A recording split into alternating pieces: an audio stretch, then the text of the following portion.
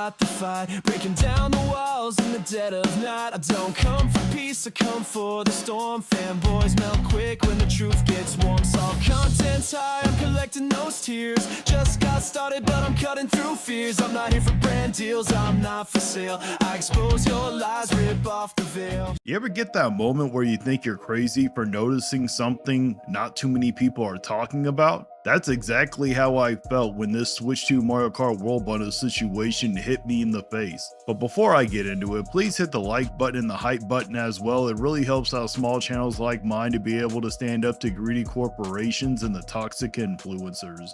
We all went into Black Friday expecting Nintendo to stay Nintendo. Full price on everything, barely anything worth buying, maybe a couple of first party games drop by like 20 bucks, and suddenly the fanboys act like they're the most generous company on earth. And sure enough, there it was on Black Friday, the Switch 2 bundle sitting loud and proud at $500. Brand new consoles, huge holiday season, stores packed, parents desperate for those big gifts under the tree, and the retailers kept the full price banner up without even blinking. So I thought, okay, that tracks. Nintendo historically never discounts their hardware early. That's just how they roll. We saw the same thing in 2017 with the original Switch. Good luck even finding one back then though. There wasn't a single reason for retailers to budge because demand was through the roof the entire first year. So Black Friday comes and goes full price, not even a hint of a discount. People looked, shrugged, and bought it anyways because that's what you expect. New consoles don't get deals this early. That's always how it's been.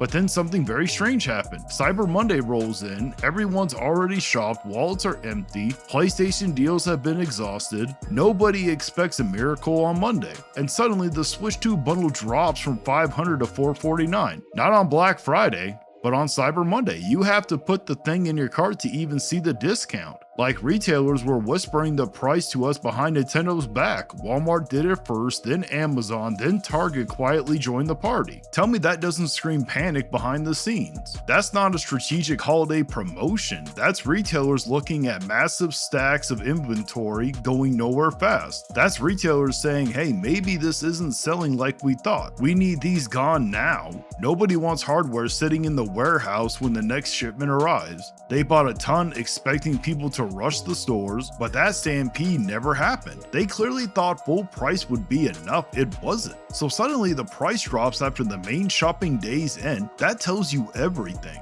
We're supposed to believe Nintendo is doing so well that retailers are just feeling charitable. These corporations don't have the word charity programmed into their vocabulary. They operate on spreadsheets, not holiday spirit. They want sell-through numbers up before the next quarter. And if these bundles were flying off the shelves like the fanboys brag, then why change the price after the biggest shopping day of the year? Why hide the price like they're breaking the rules? That's not confidence, that's desperation disguised as a discount. You want the truth? That $50 off deal wasn't a celebration, it was a warning fire. It means demand didn't meet the expectations for the holiday, not even close. I'm not saying the console is bombing, it clearly isn't. But when retailers invest heavily expecting absolute domination and instead they get lukewarm shopping weekend, they panic. They start slapping C price and cart labels on the shelves like they're breaking some back alley rules just to get customers to bite. That's what we're seeing here, and honestly, I'm shocked more people aren't connecting the dots. Because when a brand new console price drops this fast, that's not normal. That's not the market being healthy, that's the market signaling something is off. If it were selling the way they predicted, we wouldn't be having this conversation.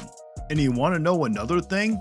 Amazon literally had to give customers a whole paragraph explaining why they can't show the lower price publicly. Think about how crazy that is. A multi-billion-dollar retailer had to sneak around Nintendo like a kid hiding candy under their bed. Why? Because Nintendo refuses to allow their product to look weak this early. They hate price cuts. It ruins the illusion that they're untouchable. It makes the console look mortal. And Nintendo would rather swallow nails than admit something isn't selling up to expectations. If this system was truly crushing the holiday market like fanboys keep insisting, you wouldn't be seeing discounts. You'd be be seeing sold out shelves, you'd be seeing headlines about Nintendo steamrolling everyone again, you'd be hearing non-stop bragging from all the usual suspects about how Sony and Microsoft never had a chance, but instead we get silence. And silence screams louder than hype ever could. When the numbers are good, they'll scream. When the numbers aren't what they hope, they hide, they stall, they wait to see if somebody else will mention it first. And trust me, if this Switch 2 holiday performance were truly unstoppable, Player Essence would have already made 10 videos calling everyone who doubted Nintendo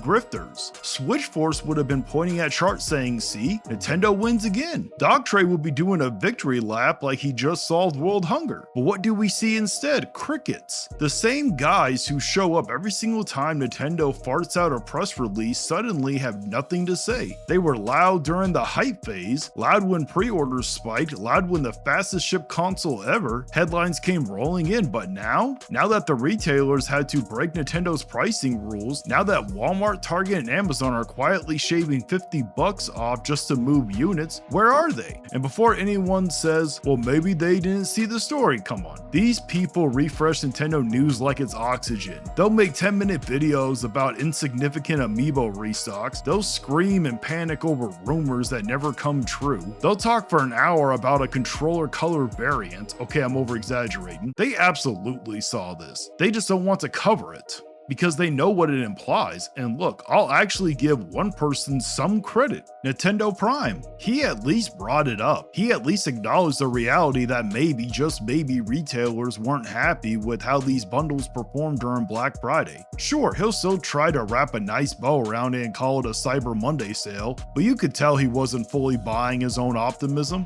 He knows there's more to the story. He just still wants Nintendo to look good while admitting it. He's at least inching towards honesty, which is more than what I could say for the rest of the Nintendo cheerleading squad. Player Essence is completely missing in action, and we all know damn well if Nintendo had blown the roof off this holiday, he'd be dancing on live stream bragging about how Nintendo shook the table. Where's that energy now? It vanished faster than logic in his thumbnails. Switch Force, not a single word. Funny how he can pump out videos praising the Switch 2 hype, Switch 2 lineup, Switch 2 future dominance, but when the first sign of market hesitation shows up, he's suddenly too busy to hit record. It's almost like honesty doesn't pay his bills. Dogtray, he'll talk about Sonic Racing Crossworlds dropping over 50% because it feeds his narrative, but he won't touch the Switch 2 discount. If he can mock Sonic, he's there in a heartbeat. But if something paints Nintendo as vulnerable, silence, unless it's game keycards. Funny how that works. And I want to be clear, these guys didn't build their channels on truth. They didn't build them on calling things out when they deserve criticism. They built them on worship, on hype, on selling a fantasy, on convincing their audience that Nintendo is incapable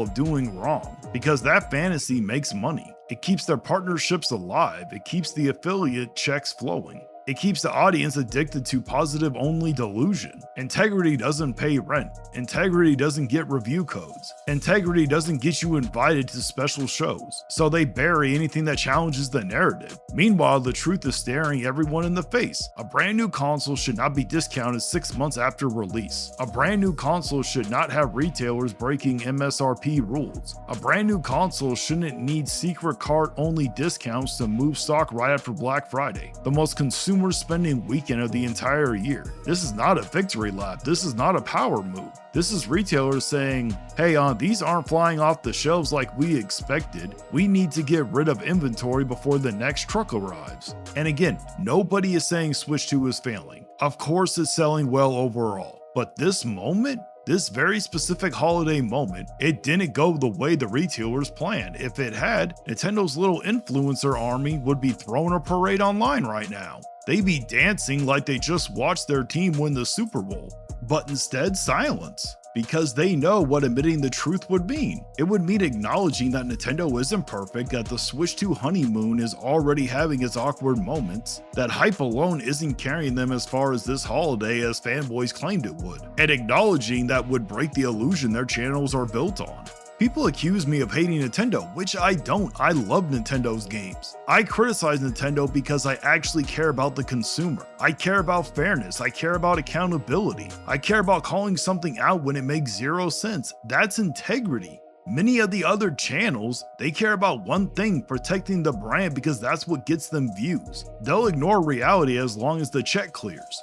But me, I'm going to say it plainly because someone has to. This price drop wasn't a gift, it was a warning sign, a signal, a flag slowly being raised saying, uh-oh, something didn't add up this weekend. Retailers don't cut prices when business is booming. They cut prices when they need to course correct. So whether the influencers address it or not, the truth is already out there. And the truth is this: if the Switch 2 was actually dominating during the holiday season, there'll be no discount to talk about. And that's it for the video. If you truly enjoyed it, do me a favor and hit the like button, hit the hype button, share it around, and make sure you're subscribed.